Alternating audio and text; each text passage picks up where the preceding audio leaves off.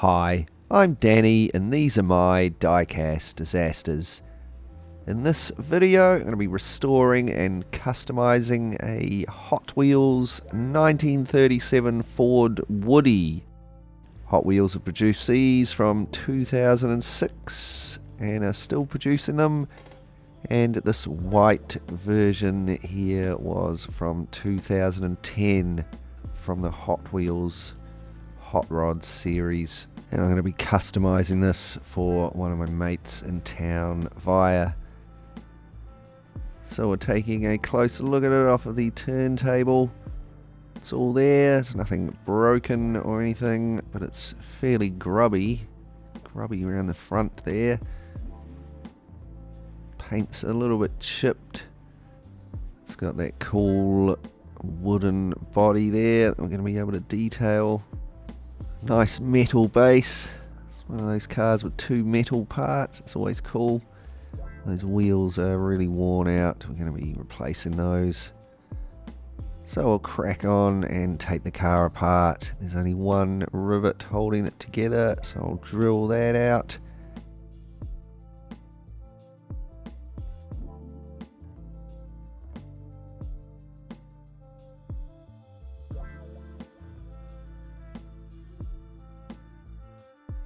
There we go, that's drilled out. Now I'll just pop it out of the vise and I can take the base off and take it all apart.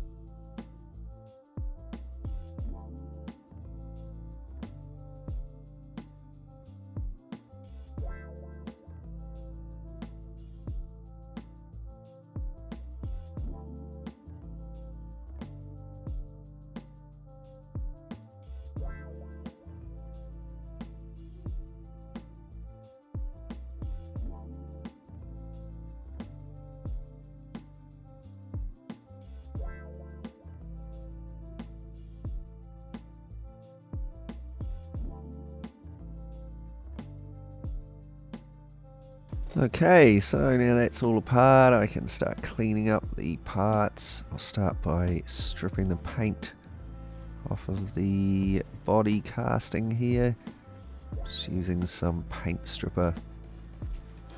Some people ask me about the paint stripper I use. It's just normal chemical paint stripper. I don't know, I get it from the hardware store. Next, I'm going to take these grotty old wheels off of the chassis there. Just use a cutting disc to cut a little way through the axle, and then you can just bend them and they'll snap off. Here is the body casting after I've washed all the paint and paint stripper off. Now I'm going to give the castings a clean up with a wire brush on my rotary tool. This will get rid of the remaining scraps of paint off of the body here and the oxidation off of the castings. There's no paint on the chassis here, but after all those years it does build up quite the layer of crud and oxidation. And here's how they're looking after burnishing. A lot cleaner and shinier. We'll take a closer look at the body casting here. You can see it's got some pretty ugly casting lines around the front. So I'm going to use a file and some sandpaper to remove these.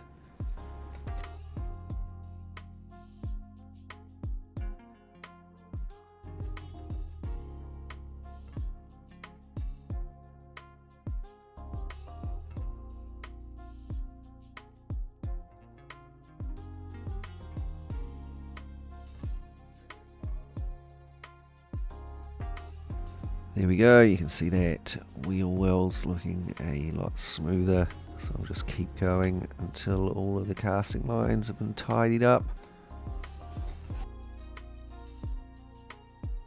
And the last thing I'm going to do with the body here is just to drill and tap the post so I can put the car back together with a little screw later on. Okay, so we can move on to the plastic parts. They're pretty grubby.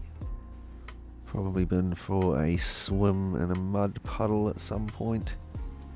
So the first step with these is going to be to give them a wash in some hot soapy water. Here they are after that, and looking a lot cleaner.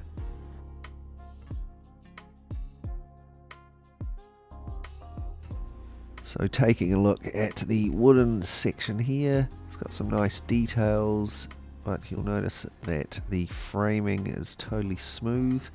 I'm just going to use some 120 grit sandpaper and brush it all over lightly just to put some little scratches in it and give it a more of a wood grain appearance.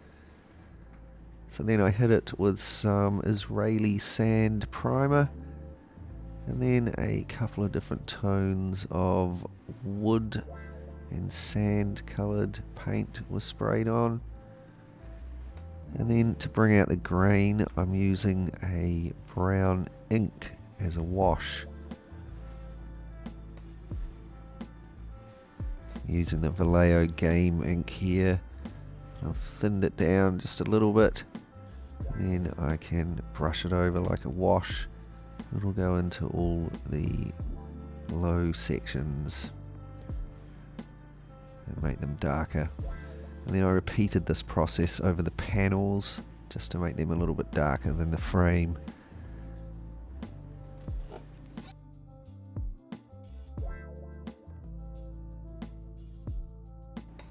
Okay, so with my wood effect done, I'll move back to the body. So I start out with a coat of black primer, and I'm going to give this a candy blue paint job. So the first step was a couple of coats of white aluminium. Then I hit it with about 3 coats of candy blue, and then I went around the base there with a couple of coats of candy magenta. So I've got a 2-tone candy blue body, sort of darker at the base. Next I masked off the wooden sides of the cab, and then I repeated that process over the top. Give it a candy blue roof and front window frame. So here's how that looked after the masking came off.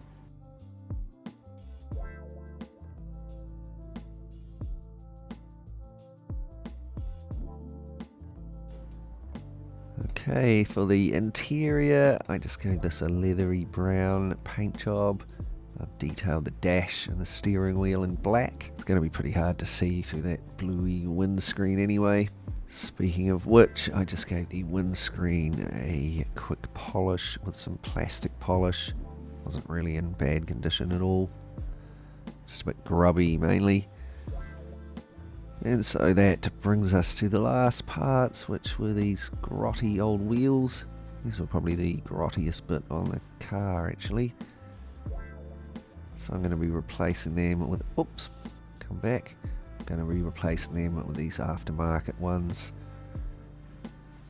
These are the unpainted rims, so I give them a silver paint job.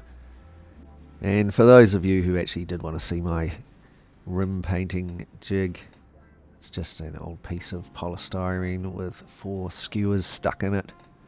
Does the trick every time. And here are our new wheels with the tyres back on, ready to go back on the car.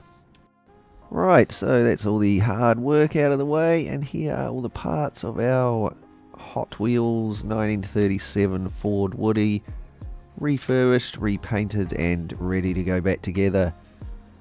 So while I'm reassembling that, let's just take a moment to look back and be reminded of what we started with. Here is Vire's little 37 Woody, grubby, but paint chipped, and with those grotty old wheels. It's looking a bit of a mess at the moment, but with that cool body shape and neat wooden details, I'm sure we can make a nice custom out of it. Let's take a look. And here it is, our finished Hot Wheels 37 Ford Woody custom. It's had the full tear down, clean up, been repainted in that cool candy blue, and had the wooden sections detailed, made to look a lot more realistic there. And then it's been all put back together with those cool aftermarket wheels. This has been another really fun project to do. I was really looking forward to seeing how it came out when it was finished, and I'm pretty pleased with it, I must say. I really like that blue against the wood. Fire, mate, I really hope you like it. And all of you out there, let me know what you think in the comments down below.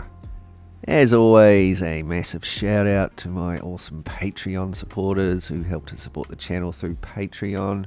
If you'd like to help out as well, you can check out the link in the description below. All the Patreon money so far is going towards a 3D printer, which I should be picking up very soon. So stay tuned for that. Thanks heaps to you all out there for watching this video. I really hope you enjoyed it. If you did and you'd like to see similar stuff, remember to subscribe and click the bell so that you get notifications. Give it a thumbs up and share it with your friends.